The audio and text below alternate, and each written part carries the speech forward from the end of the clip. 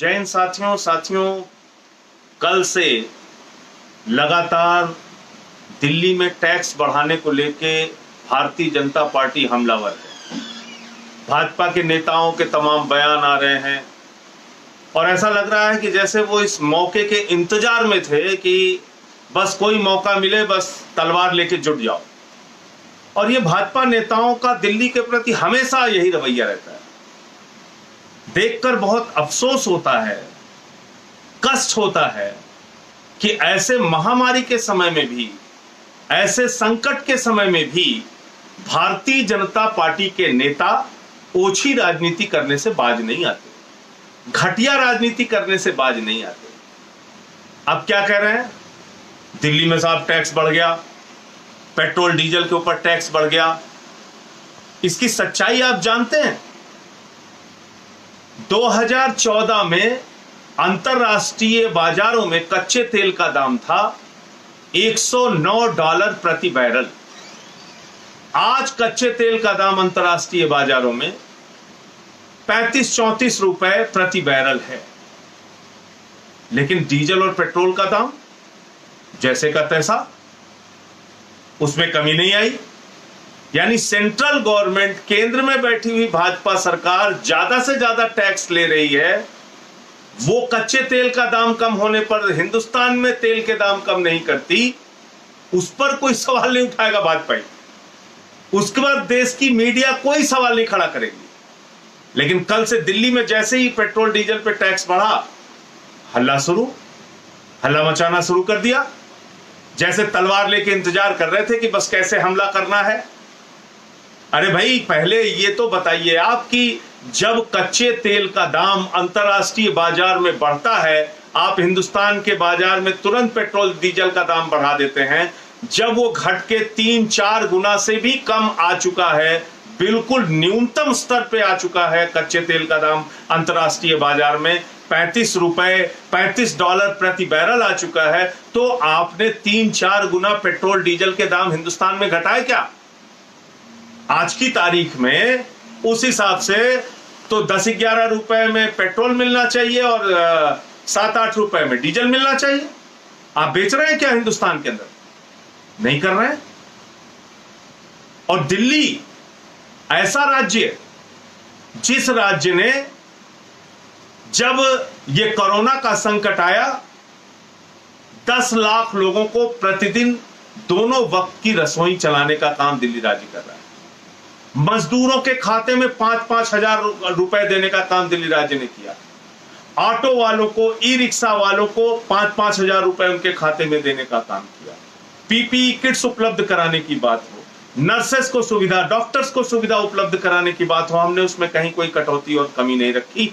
1 करोड़ लोगों को राशन बांटने का काम दिल्ली सरकार ने किया। और हमने दिल्ली में कोरोना संक्रमित मरीजों का कितना ख्याल रखा, किस स्तर पे जाके उनके बचाव के लिए काम किया, इसका अंदाजा आप इसी बात से लगा सकते हैं कि देश के अंदर तीसरे नंबर पर कोरोना केसेस दिल्ली के अंदर हैं।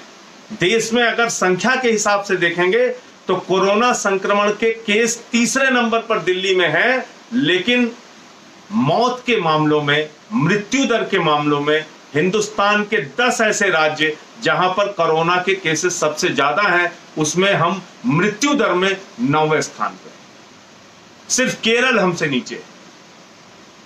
और भाजपा शासित राज्यों की क्या हालत है? भारतीय जनता पार्टी शासित राज्य गुजरात की अगर आप चर्चा कर लें, वहां पर मृत्यु दर सबसे ज्यादा है कोरोना केसेस में। मध्य प्रदेश की बात कर लें, वहां पर मृत्यु दर सबसे ज्यादा है कोरोना केसेस में। यानी स्वास्थ्य सेवाओं की बदहाली गुजरात और मध्य प्रदेश में इतनी जबरदस्त है कि वहां पर जो कोरोना के संक्रमित मरीज हो रहे हैं वो बच नहीं पा रहे हैं। ज्यादा संख्या में लोगों की मौत हो रही है। 6-7% लोग वहां उनकी डेथ हो जाती है। दिल्ली में 1.3% लोगों की मृत्यु हो रही है। हम तो ईश्वर से प्रार्थना करते हैं किसी देश के हिस्से में किसी की जान नहीं जानी चाहिए। वो गुजरात हो, मध्य प्रदेश हो, महाराष्ट्र हो, दिल्ली हो, कहीं नहीं जानी चाहिए। लेकिन संबित पात्रा जो भाजपा का प्रवक्ता है, वो क्या ट्वीट कर रहे हैं? कह रहे हैं दिल्ली घनत्व के हिसाब से यहां पर संक्रमित मरीजों की संख्या सबसे ज्यादा है। अरे भाई, तो अधूरी जानकारी क्यों देते हो? संक्रमित मरीजों की संख्या घनत्व के हिसाब से सबसे ज्यादा है, ये तो बता दिया, लेकिन मृत्यु दर के मामले में हम सबसे कम है, ये नहीं बताए। गुजरात सबसे ज्यादा मृत्यु दर के मामले में है, ये नहीं बताया। मध्य प्रदेश मृत्यु दर के मामले में सबसे ज्यादा है, ये नहीं बताया। तो बस दिल्ली को एक टारगेट करना है, किसी भी तरीके से बदनाम करना है, किसी भी तरीके से पीछे पड़ जाना है। ये जो भाजपाइयों का रवैया है, ये बहुत ही खतरनाक है और इनकी सोच पर हमें तरस भी आता है, अफसोस भी होता है कि किसी भी काम की प्रशंसा नहीं। 1 करोड़ लोगों को राशन बांट दिया, कोई प्रशंसा नहीं। दिल्ली के अंदर 5-5 हजार रुपए ऑटो वालों को, मजदूरों को दे दिया, कोई प्रशंसा नहीं। पेंशन 2 गुना कर दिया, कोई प्रशंसा नहीं। 10 लाख लोगों की 2 वक्त की रसोई चलाई, सारे एमएलए, सारे हमारे पार्षद, सारे पार्टी के नेता सब लगे हुए हैं लोगों को राशन पहुंचाने में, लोगों की मदद करने में, कोई प्रशंसा के एक शब्द नहीं। लेकिन कल से मैं देख रहा हूं, जैसे ही पेट्रोल डीजल पर इन विषम परिस्थितियों में हम लोगों ने टैक्स बढ़ाया, हल्ला करने के लिए चले आए, हल्ला मचाने के लिए निकल पड़े तलवार लेके। अरे साहब, ये तो बड़ा गड़बड़ कर दिया। अरे भूल गए आप, दिल्ली एकमात्र राज्य है जहां पर बिजली मुफ्त देने का काम हम लोग कर रहे हैं, पानी मुफ्त देने का काम हम लोग कर रहे हैं, स्कूलों को यहां पर प्राइवेट स्कूलों से बेहतरीन बनाने का काम हम कर रहे हैं। स्वास्थ्य सेवा हो, चिकित्सा सेवा हो, स्कूल की सेवा हो, रोड हो, सड़कें हो, लोगों की महंगाई कम करने की बात हो, हम हर स्तर पे लोगों का ख्याल रख रहे हैं। लेकिन अगर एक महामारी की स्थिति आई, एक संकट का वक्त आया, तो बजाय इसके कि हमारा आप साथ दीजिए, आप तलवार लेके जुट गए। अरे भाई, दिल्ली को भारत का हिस्सा मानती है भाजपा की नहीं? और मेरे मन में ये सवाल क्यों उठ रहा है, मैं ये बात क्यों कह रहा हूं, बड़े दुख के साथ ये बात कह रहा हूं। आपदा प्रबंधन के लिए, कोरोना संकट की महामारी से निपटने के लिए 17,500 करोड़ रुपए देश के लगभग सभी राज्यों को केंद्र सरकार ने बांटा, भाजपा सरकार ने बांटा। लेकिन जिस राज्य को संबित पात्रा कहते हैं कि वहां घनत्व के हिसाब से सबसे ज्यादा संक्रमित मरीज है, उस राज्य को आपदा प्रबंधन कोष से 1 भी रुपए की मदद भाजपा सरकार नहीं करती, और एक भी भाजपा का सांसद, एक भी भाजपा का नेता इस पे सवाल नहीं खड़ा करता। ये कैसी मानसिकता है आपकी? जब हम कहते हैं कि साहब आपदा प्रबंधन कोष से हमें मदद क्यों नहीं मिली, कोरोना संकट के लिए आपने 17,500 करोड़ रुपए बांटा, 17.5 रुपए भी दिल्ली को आपने क्यों नहीं दिया, कोई आर्थिक मदद हमारी क्यों नहीं करी? तो जानते हैं भाजपा क्या कहते हैं? कहते साहब ये तो यूटी है। अजीब तर्क है।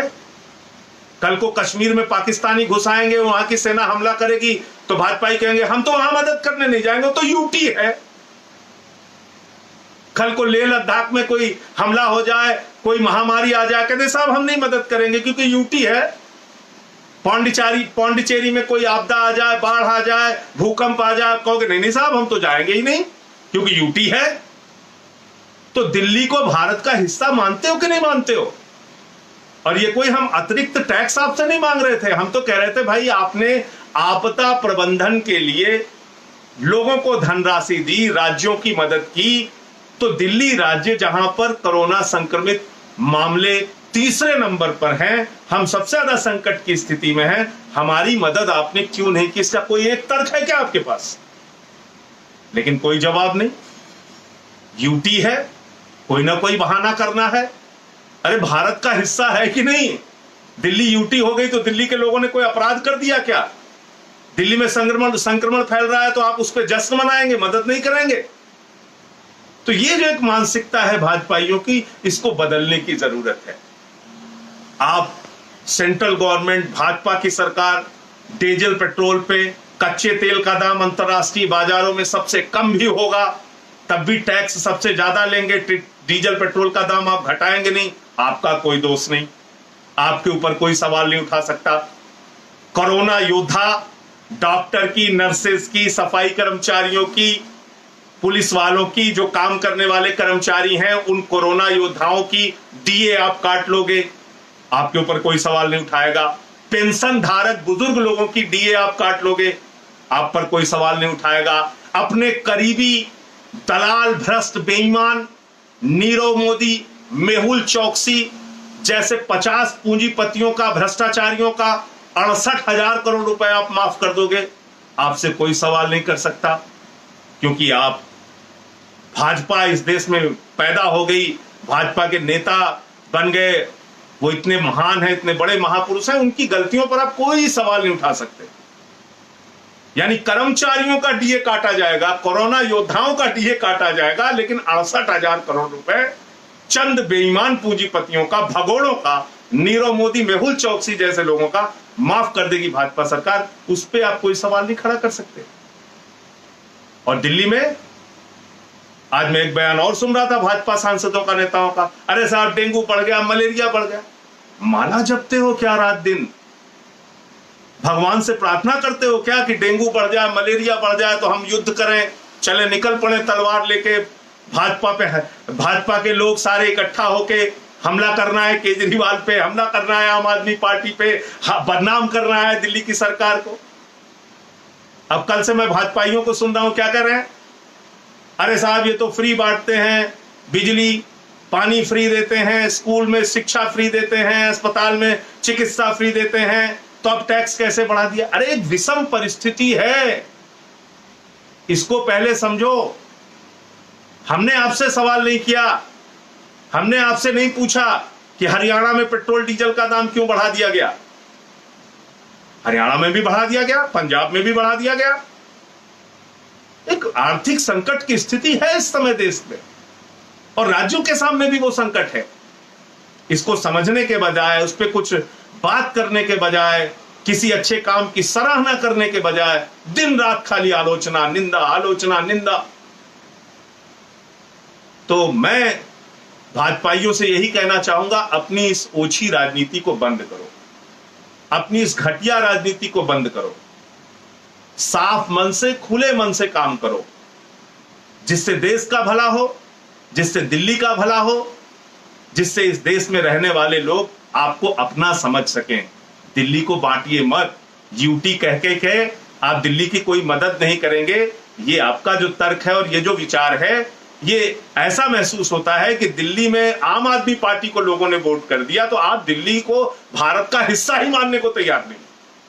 यानी संसद यहां पे रहेगी, सरकार यहां रहेगी, प्रधानमंत्री, सारे सांसद यहां, लेकिन हम दिल्ली को भारत का हिस्सा नहीं मानेंगे क्योंकि यूटी है, आपदा प्रबंधन से मदद नहीं करेंगे।